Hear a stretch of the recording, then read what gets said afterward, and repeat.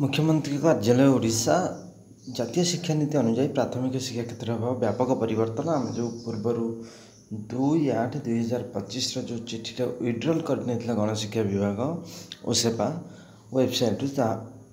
पुणी थे कार्यकारी हम और प्राथमिक शिक्षक मैंने नियमित हे स्कीमेटिक प्राथमिक शिक्षक मानक नियमित करने मुख्यमंत्री ऐतिहासिक निष्पत्ति जहाँकि पूर्वर घोषणा होता एवं वर्तमान पुणी आहरी 45,000 शिक्षक नियुक्ति हे जोटा कि 40,000 नुआ शिक्षक पदवी सृष्टि हे और 5,000 शिक्षक अवसर ने टोटाल 45,000 प्राथमिक शिक्षा क्षेत्र में नियमित शिक्षक नियुक्ति वर्तमान जो रही प्रथम रु अष्टम श्रेणी पिला मागणा बही मिलूँ सहित नवम दशम केवल SC ST पिला मागणा बही मिलूँ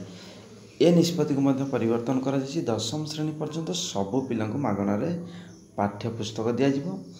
सहित प्राथमिक शिक्षा क्षेत्र में जो रही BSc एवं उच्च शिक्षा क्षेत्र में जो CHSC अच्छी दुईटा जाक मिसई गोटे शिक्षा बोर्ड ओडिशा गठन कर निष्पत्ति नि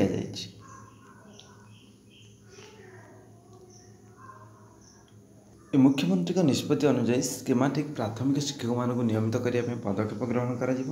प्राथमिक शिक्षा को सुदृढ़ करने नूतन शिक्षा नीति अनुसार अधिक शिक्षक आवश्यकता रही NEP 2020 अनुसार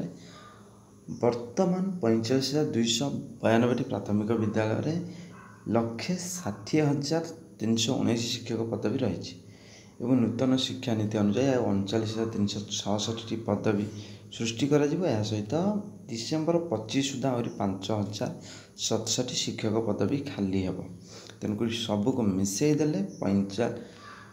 3 वर्ष भितर निजुक्ति देवे 44,433 पाखापाखि 45,000 निजुक्ति एवं वर्ष को 15,000 पदवी पूरण कर 3 वर्ष 45,000 पदवी पूरण कर BSc एवं CHSC को मिसाई गोटे बोर्ड गठन कर जहाँकि बहुत बढ़िया एवं शिक्षक मान विभिन्न कैटेगरी परिवर्ते 3टी कैटेगरी रे विभक्त कर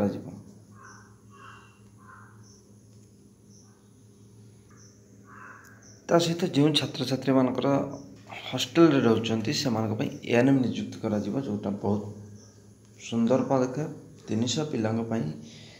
जणे ANM नियुक्ति पाइबे बहुमुखी स्वास्थ्यकर्मी नियुक्त करने निष्पत्ति एवं पिला स्वास्थ्य को गुरुत्व दि जाए शिक्षा सहित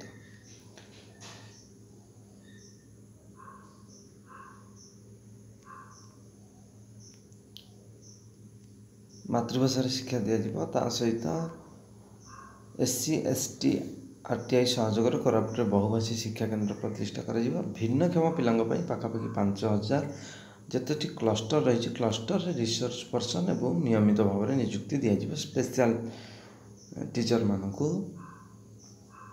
जो मैंने स्पेशल BEd बा डिप्लोमा करेंगे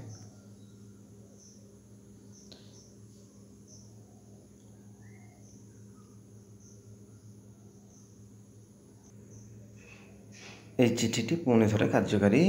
करा।